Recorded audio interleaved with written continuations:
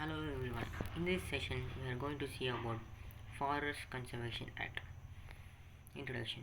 The Forest Conservation Act 1980 is an act of the Parliament of India to provide for the conservation of forest and for matters connected therewith or ancillary or incidental thereto.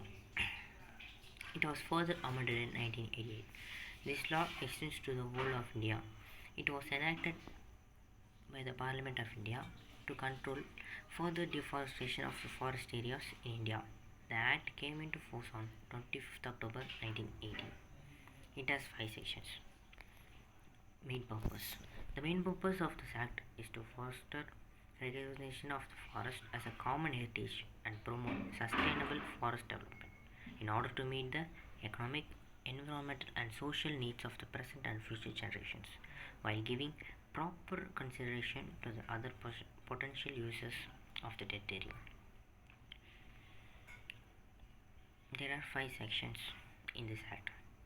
The first one, the Section 1 of the Act explains the short title, extent and the date of commencement. The first one, the title. This Act may be called as Forest Conservation Act 1982. The second one, extent. It extends to the whole of India. Third one, date of commencement. It shall be deemed to have come into force on 25th October 1980. Next one, Section 2. Section 2 of the Act is about the restriction on the state government for the dereservations of the forest or use of forest land for non-forest purpose.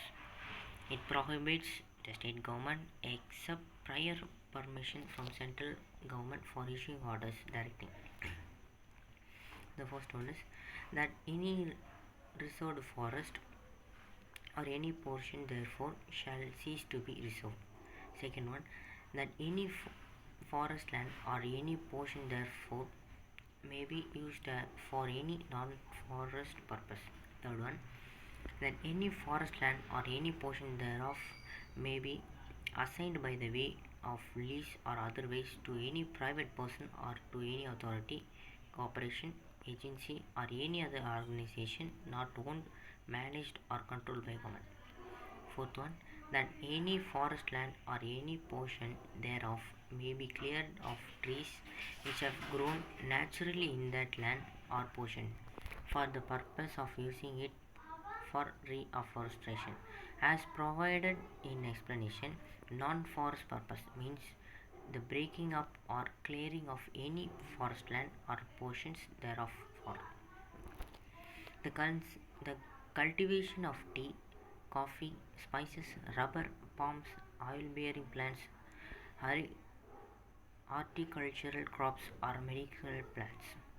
Any purpose other than reforestation but does not include any work relating or ancillary to conservation, development and management of forest and wildlife, namely the establishment of checkposts, fire lines, wireless communications and construction of fencing, bridges and culvertures, dams, water holes, trench marks, boundary marks, pipelines or other like purposes.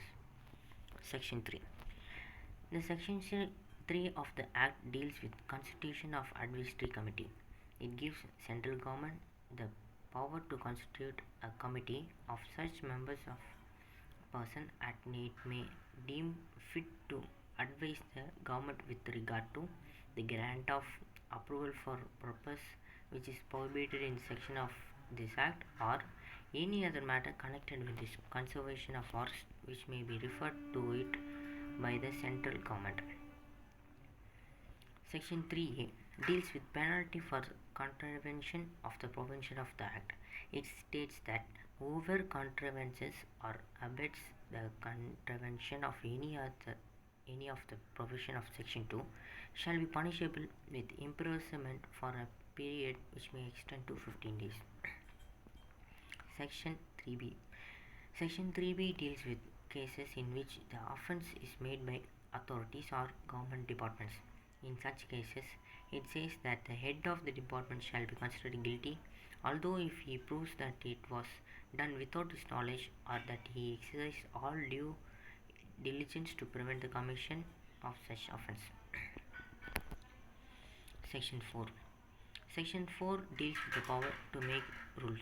It states that the central government may, by notification in the official gazette, makes rule for carrying out the provision of this act.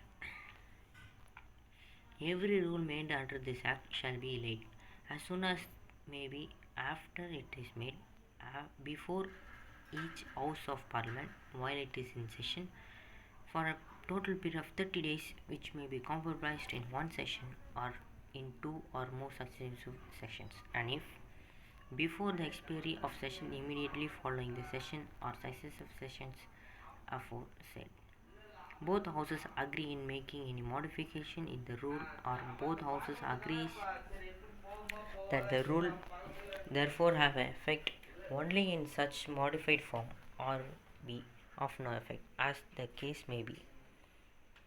So, however, that any such modification or annulment shall be without prejudice to validity of anything previously done under that law. Section 5. Section 5 deals with repelling and saving. It states that Forest Conservation Ordinance 1980 is hereby replaced. Notwithstanding such a repeal, anything done or any action taken under the provision of the said ordinance shall be deemed to have been done or taken under the corresponding provisions of this Act. Amendment made on Forest Conservation Act on 1988, 1992, March 2021. In order to balance economic and ecological concerns regarding the Forest Conservation Act 1980, several amendments were proposed by the Union Ministry of Environment, Forest and Climate Change in March 2020.